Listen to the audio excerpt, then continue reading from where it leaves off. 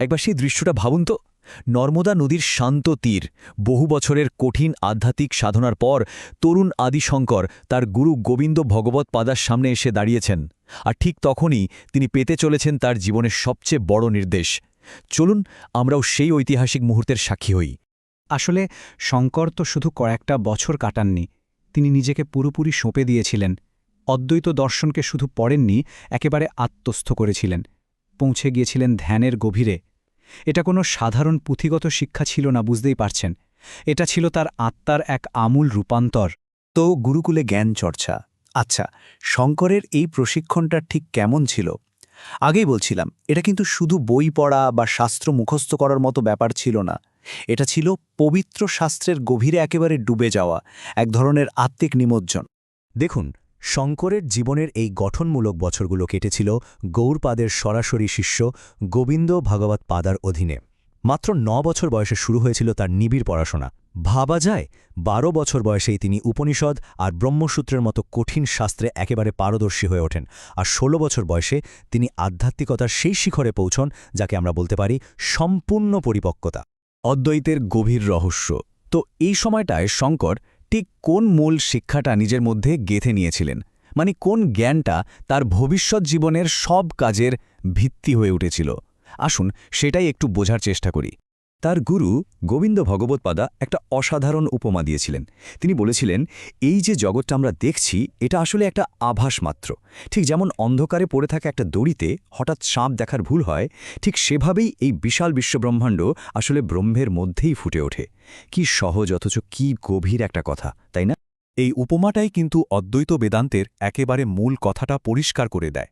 একদিকে আছে আভাস আর অন্যদিকে বাস্তবতা।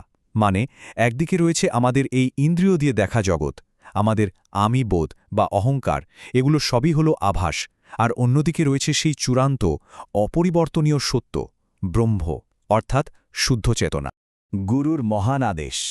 বেশ, এবার তো শিষ্যকে একেবারে তৈরি করে ফেলেছেন গুরু। এখন সময় এসেছে সেই মহান উদ্দেশ্যটা প্রকাশ করার, যার জন্য শঙ্করের জন্মই হয়েছিল। গুরু তখন শঙ্করকে একটা গভীর প্রশ্ন করলেন। তিনি বললেন, শঙ্কর, তোমার মধ্যে আমি যে জ্ঞানের আলো দেখতে পাচ্ছি, সেই অমূল্য সম্পদ কি তুমি শুধু এই গুহার ৪ দেওয়ালের মধ্যেই আটকে রাখবে? দেখুন, এটা কিন্তু শুধু একটা প্রশ্ন ছিল না, এটা ছিল একটা বিরাট চ্যালেঞ্জ, একটা আহ্বান শঙ্করকে তার জ্ঞান গুহার বাইরে নিয়ে গিয়ে সারা পৃথিবীর কাছে পৌঁছে দেওয়ার জন্য। আর তারপরই গুরু শঙ্করের জন্য একটা সুস্পষ্ট আর বিশাল লক্ষ্য ঠিক করে দিলেন। তিনি বললেন, তোমাকে দিগ্বিজয় যাত্রায় বেরিয়ে পড়তে হবে, সারা দেশ ভ্রমণ করতে হবে, মূল ধর্মগ্রন্থগুলোর ওপর তোমাকে লিখতে হবে চূড়ান্ত ভাষ্য। তোমার কাজ হবে অদ্বৈত বেদান্তের সত্যকে আবার প্রতিষ্ঠা করা, আর ধর্মের পথে যা কিছু বিরোধী দর্শন আছে তার মোকাবেলা করা। মানে জগতের কল্যাণে অদ্বৈত দর্শনকে পুনরুজ্জীবিত করার এক বিরাট দায়িত্ব তার কাঁধে তুলে দেওয়া হল। কাশীর দিকে প্রথম যাত্রা। তো এই মহাযাত্রার প্রথম ধাপটা কোন দিকে হবে, গুরু কিন্তু সেটাও নির্দিষ্ট করে বলে দিলেন। গুরু শঙ্করকে সবার আগে কাশী যেতে আদেশ দিলেন। কেন কাশী? কারণ কাশী ছিল সেই সময়ের ভারতের আধ্যাত্মিক রাজধানী। সমস্ত বড় বড় দার্শনিক বিতর্ক, জ্ঞানচর্চার কেন্দ্রবিন্দু ছিল এই কাশী। তাই তার কাজ শুরু করার জন্য এর থেকে ভালো জায়গা আর কী বা হতে পারত বলুন? আদি শঙ্করের প্রস্থান। ব্যাস, পথ এখন একেবারে পরিষ্কার। শঙ্করও প্রস্তুত তার গুরুকে ছেড়ে জীবনের আসল কাজ শুরু করার জন্য। বিদায়বেলায় শঙ্কর যা বলেছিলেন তা সত্যি হৃদয় ছুঁয়ে যায়। তিনি বললেন, গুরুদেব, আজ আমার এই শরীর হয়তো আপনার চরণ থেকে দূরে চলে যাচ্ছে, কিন্তু আমার আসল সত্তা আপনাকে কখনো ছেড়ে যাবে না। আমি যেখানেই যাই না কেন, জানবেন আমি শুধু আপনারই সেবা করছি। একদিকে বিচ্ছেদের যন্ত্রণা, আবার অন্যদিকে গুরুর প্রতি কি অটুট নিষ্ঠা। আর এই বিশাল যাত্রায় তিনি সঙ্গে কি নিয়েছিলেন জানেন? একজন সন্ন্যাসীর যা সম্বল, হাতে একটা দণ্ড বা লাঠি, একটা কমণ্ডলু বা জলের পাত্র, আর পরনে গৈরিক বস্ত্র। ব্যাস এটুকুই।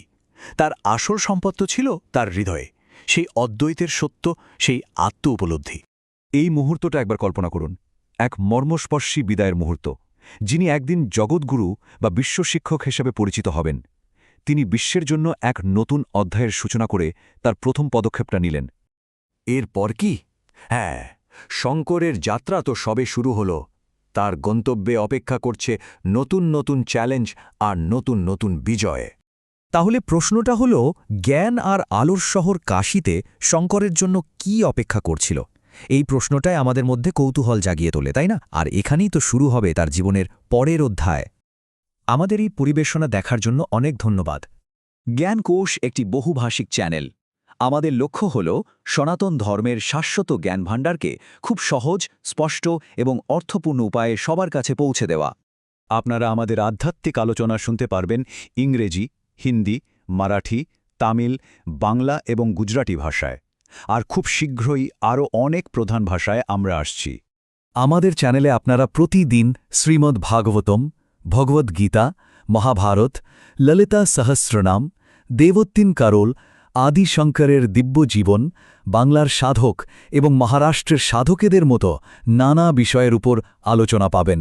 আর এই সব কিছুই কিন্তু একাধিক ভাষায় উপলব্ধ।